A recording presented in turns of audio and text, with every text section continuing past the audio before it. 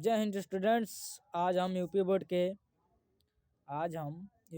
के class 12th का bio देखेंगे, जिसे जीव विज्ञानम कहते हैं हिंदी में। ये बायोलॉजी का पेपर है, 2025 का है। आप देख सकते हैं 70 मार्क्स का होता है, जिसमें से आपको 30 मार्क्स स्कूल की तरफ से मिलता है। 30 मार्क्स में आपको 28 मार्क्स फिक्स होता है, कहीं कहीं 30 मार्क्स भी मिलता है, कहीं कहीं 27 मार्क्स भी मिलता है।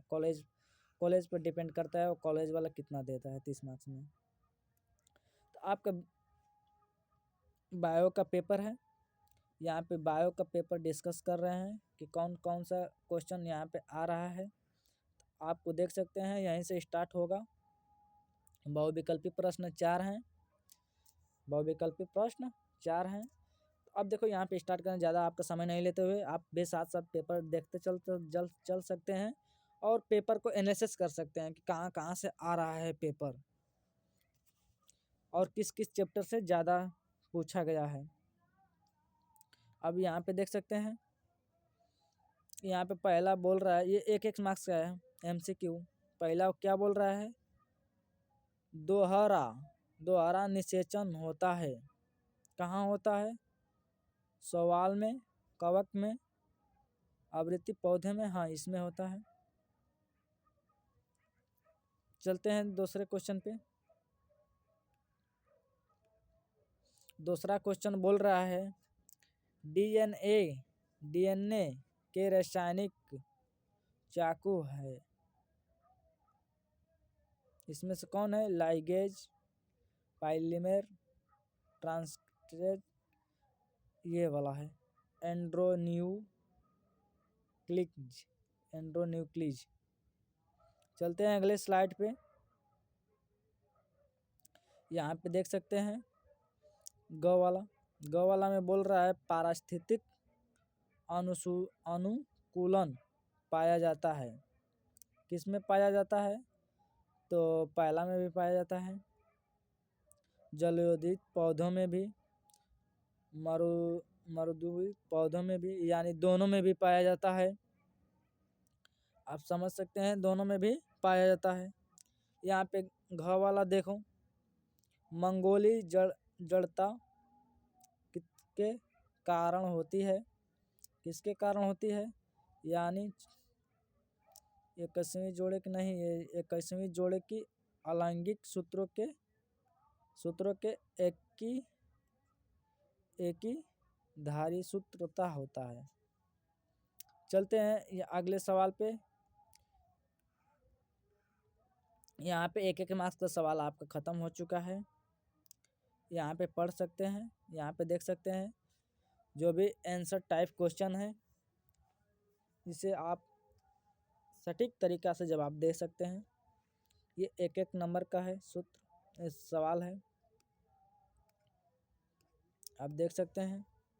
इसे बोल दिया है क्या यहाँ पे कि नर युग्म कोडिवी का विकास पुष्प के किस अंग से होता है? बताओगे 1 नंबर मिलेगा। इसमें अंतर बताना है, 1 नंबर मिलेगा। इसमें बोल दिया का गर्भ निरोधन के किसी एक अस्थाई माध्यम का नाम लिखना है। किसी एक अस्थाई माध्यम का नाम लिखना है, कई अस्थाई माध्यम का नाम नहीं लिखना, किसी एक माध्यम का। अब यहाँ पे देख सकते हैं क्या बोल रहा है, मोर्गन ने किस जंतु का पर अपना प्रयोग किया था? मोर्गन जो वैज्ञानिक था, किस जंतु पर प्रयोग किया था? आप देखो यहाँ पे लिख दिया गया है, फल मक्खी। यहाँ पे बोल दिया क्या, ड वाला क्या बोला है, पादप कितने प्रतिशत प्रकाश संश्लेषण सक्रियता विकिरण का प्रग्रहण करते हैं? ये डायरेक्ट आप आंसर दें। चलते हैं अगले स्लाइड पे। अगले स्लाइड पे देख सकते हैं ये 2 मार्क्स का है, 2 मार्क्स का है, तो आपको लिखना भी पड़ेगा। तो यहाँ पे देख सकते हैं क्या, फ्रेडरिक ग्रिफिथ ने किस जंतु का प्रयोग अपने शोध में किया था? उस जीव जिन रोग का नाम भी लिखिए। अखा वाला दैनिक जैविक कार्बन, जिस कोष्टक में कार्बनिक दिया है, जैविक को कार्बनिक बोल सकते हो। जैविक खेती पर संक्षिप्त टिप्पणी लिखिए, यानी जैविक खेती पर संक्षिप्त टिप्पणी लिखिए।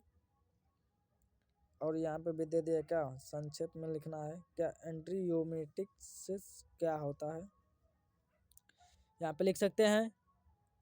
चलते हैं अगले सवाल पे। यहाँ पे देख सकते हैं 2-2 मार्क्स का सवाल है। किसी एक आभासी फल के आंतरिक संरचना का नामकरण चित्र बनाइए।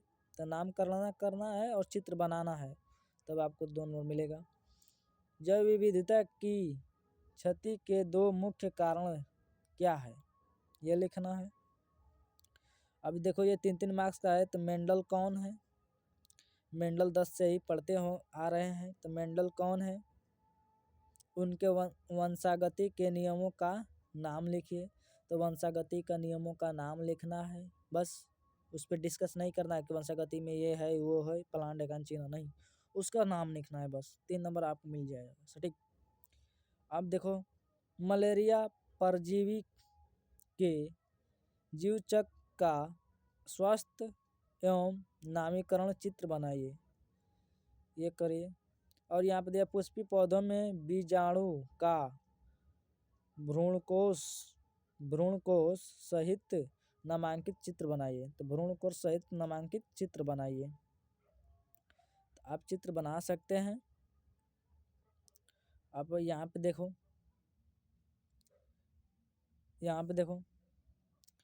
आणविक जीव विज्ञान के मूल सिद्धांत से आप क्या समझते हैं और समझाइए।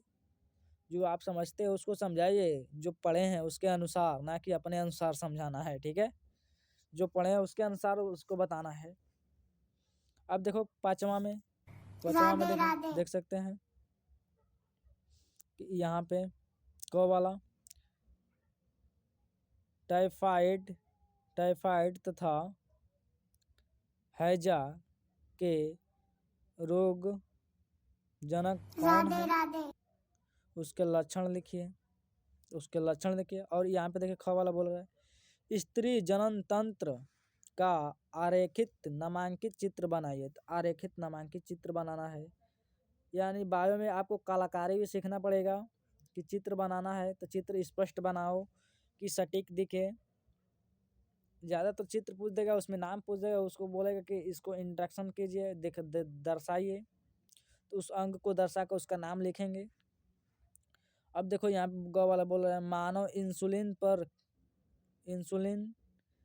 पर एक टिप्पणी लिखिए। मानव इंसुलिन पर टिप्पणी लिख सकते हैं, कम हो या बेसी हो तो उससे शुगर होता है, ये वो फलान ढेकान चीना, जो भी लिखना है लिख सकते हैं।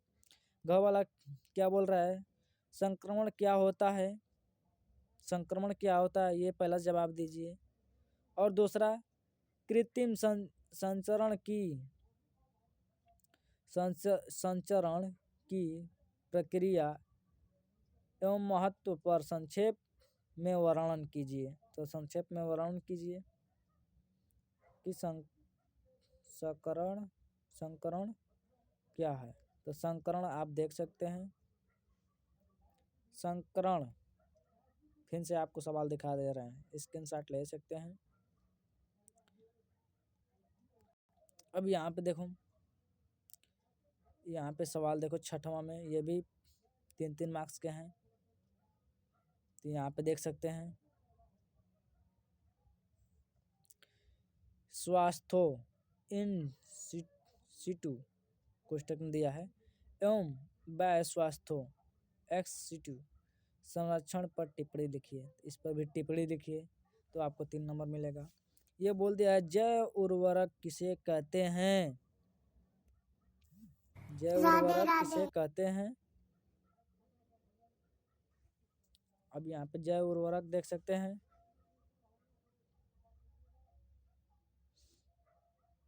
जैव उर्वरक किसे कहते हैं, यदि यहाँ पे देखो, यहाँ पे देख सकते हैं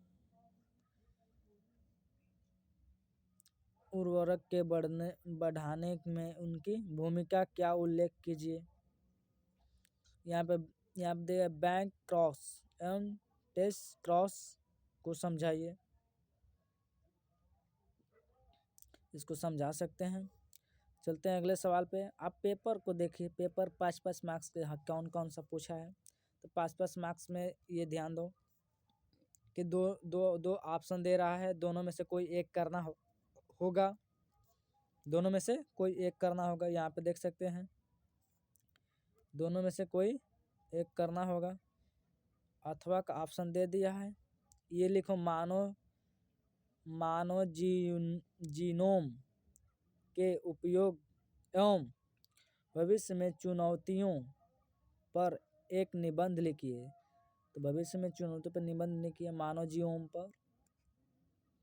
और यहाँ पे दे दिया, वो नहीं आ रहा तो ये लिखो, पारितंत्र के विभिन्न कोशी स्तरों का उदाहरण सहित वर्णन कीजिए, ये लिखिए।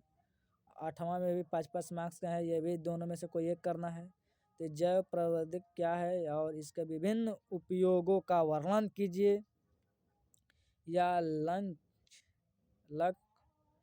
प्रचालेख का विस्तृत विवरण कीजिए। दोनों में से कोई एक करना है, दोनों में से कोई एक करना है। आप 9वां का भी देख सकते हैं। 9वां में भी दोनों में से कोई एक करो, ये करो या ये करो। ये बोल रहा है ग्रीन हाउस प्रभाव और विश्वव्यापी उष्णता पर एक निबंध लिखिए। अथवा मासिक चक्र को परिभाषित कीजिए। मासिक चक्र को परिभाषित कीजिए। इस दौरान हार्मोन्स की पारिस्थितिक किया गया एक विवरण दीजिए। ये 9वां सवाल है, ये भी 5-5 मार्क्स का है। यहाँ पे आपको क्लास विराम देते हुए लाइक और शेयर सब्सक्राइब जरूर करें। लाइक शेयर सब्सक्राइब जरूर करें। लाइक शेयर सब्सक्राइब जरूर करें, जिससे आप में हमारा उत्साह बढ़े कि आपको ज़्यादा से ज़्यादा वीडियो प्रोवाइड कर सकें।